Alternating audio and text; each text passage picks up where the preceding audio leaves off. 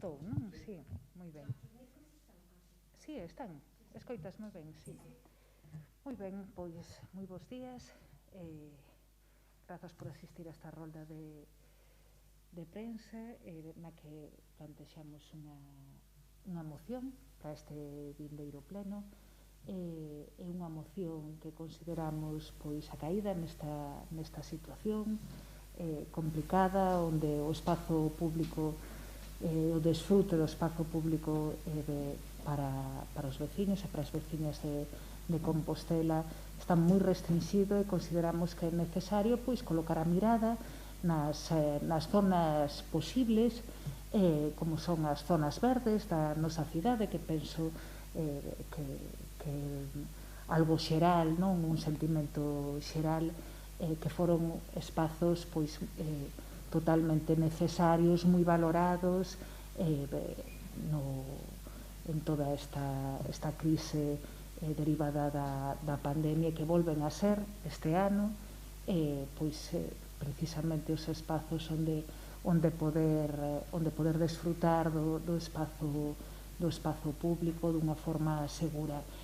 A proposta que traemos, ademais de colocar a mirada sobre o patrimonio cultural das nosas zonas verdes, que é un patrimonio moitas veces pois que hai que estar continuamente actualizando, porque é máis un patrimonio pequeno, é un patrimonio que deriva de celebracións, de homenaxes, de datas especiais para certos barrios, para certos espazos alrededor dos lugares onde se colocan pois certos obxetos patrimoniais que moitas veces co tempo pois deixan de poder leerse polos veciños e polas veciñas, porque pasa o tempo, porque ao mellor desaparecen as placas, porque ao mellor son dunha accesibilidade que non está ao lado xusto dun camiño, e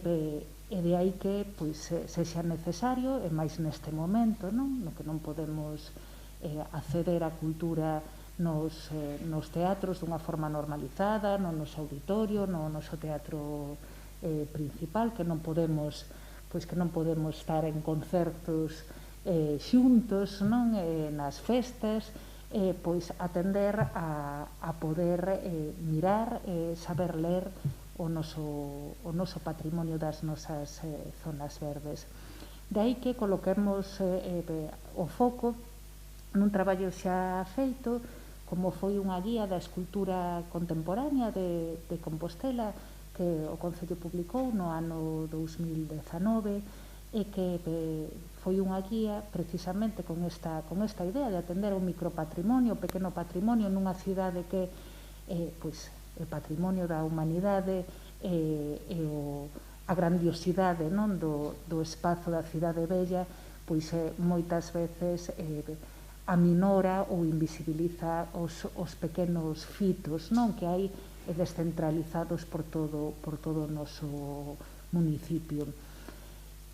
Esta guía, da que se tirarán 3.000 exemplares, e que fora unha guía celebrada, e unha guía que se divulgara pois polos centros educativos de artes, como por exemplo a Escola Mestre Mateo, polos museos da cidade, pois recolle 12 fichas, 12 esculturas contemporáneas que forman parte pois xa da historia da arte da nosa cidade, e que moitas delas pois precisan unha atención especial, precisan pois unha rehabilitación, ou precisan unha atención a nivel de sinaléctica pois non invasiva, refractaria aos furtos.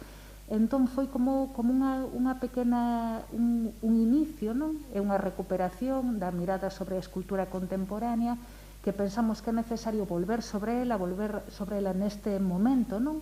No que onde podemos estar nos parques, podemos pasear, podemos camiñar e podemos coñecer a historia da nosa cidade a través dese patrimonio, de porque pois hai unha escultura como a de Eugenio Granel no Parque da Música, ou ao lado está de Silverio Rivas, que é o Dolmen do Milenio, que se instalou pola celebración de Compostela como cidade capital cultural no ano 2000.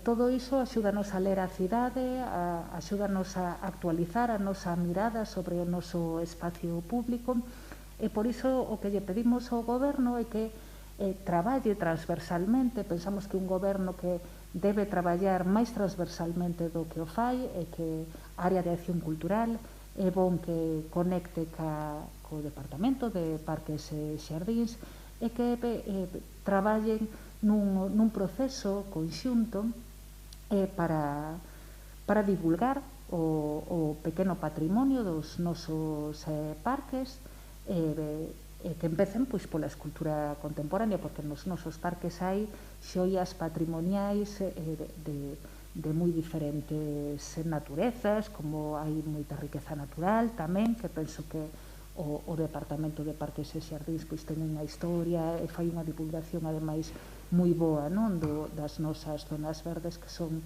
unha gran riqueza para a cidade. Entón, nos o que plantexamos é que o goberno ten que traballar transversalmente entre áreas. Pensamos que este goberno está moi pechado cada un en cada área, eso non favorece, polo menos a xestión da acción cultural non a favorece, e que os concelleiros deben falar entre sí, elevar adiante procesos híbridos e procesos transversais nas que se valoren os espazos de patrimonio cultural das nosas zonas verdes, e que comencen pois por este traballo que xa está feito. Efectivamente, impulsouse no anterior mandato municipal, foi un traballo exitoso, e que consideramos que agora, neste momento, onde é moi difícil gozar da cultura en espazos pechados, pois deberíamos atender a desenvolver recursos digitais, que tamén é unha das quizáis dos retos que o Concello, como outras institucións, ten nestes momentos, de posibilitar recursos digitais para ler o patrimonio da nosa cidade, e que así, pois, a través dunha ruta virtual pola escultura contemporánea de Santiago, pois poidamos camiñar polos parques a través, pois, eso, da tecnoloxía móvil, dos códigos QR, para ler que son esas pezas, por que están aí, porque forman parte da nosa historia, e como as podemos mirar tamén dende hoxe. Pois é unha proposta que une a cultura e que une a natureza nun momento pois moi complexo para desenvolver unha política cultural con posibilidades de gozar do espazo público neste momento. E así o trasladamos a través desta moción, que agardamos, pois é unha moción que consideramos que terá que asumir un apoio, pensamos que é xeral, dos outros grupos municipais, é unha moción en positivo, e agardamos pois que o goberno volva a colocar o foco nas zonas verdes, no patrimonio cultural das zonas verdes, na escultura contemporánea, e que poidamos en breve, porque é un proceso que pensamos que se pode integrar inmediatamente a nivel orzamentario, incluso con orzamentos prorrogados, como estamos neste momento. Agardamos pois tamén coñecer os orzamentos canto antes para ver cales son as decisións das novas necesidades que teñen todas as áreas de goberno pola COVID. E mentres, pois, o que propoñemos é esta moción para gozar das nosas zonas verdes e do noso patrimonio. Moitas gracias. Se tedes algunha pregunta. Eu vou preguntar por o tema dos orzamentos, se tiñen alguna noticia, porque xa a semana pasada eu lle había preguntado a Bugallo como iba o tema. El dixo que tiña un borrador, que quedaban uns detalles, pero que aínda non falara con ningún grupo. Sigue igual o asunto. Eu estou agardando o tráiler, vamos, canto antes, para poder realmente avaliar. As necesidades son moi distintas neste momento. Realmente estar traballando con uns orzamentos previos á pandemia penso que é moi complexo, necesitase unha lectura canto antes, e, bueno, realmente os orzamentos sempre teñen que estar...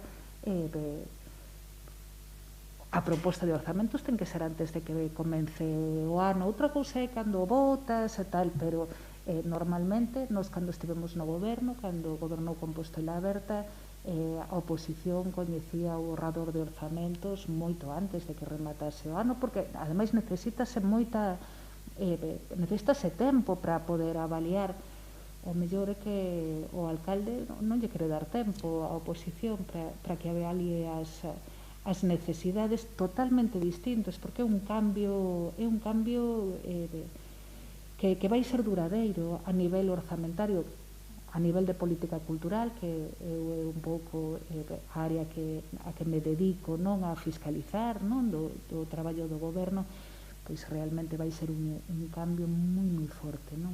Moi forte, e necesitamos pois ter ese borrador canto antes. Nada máis. Moi ben, gracias.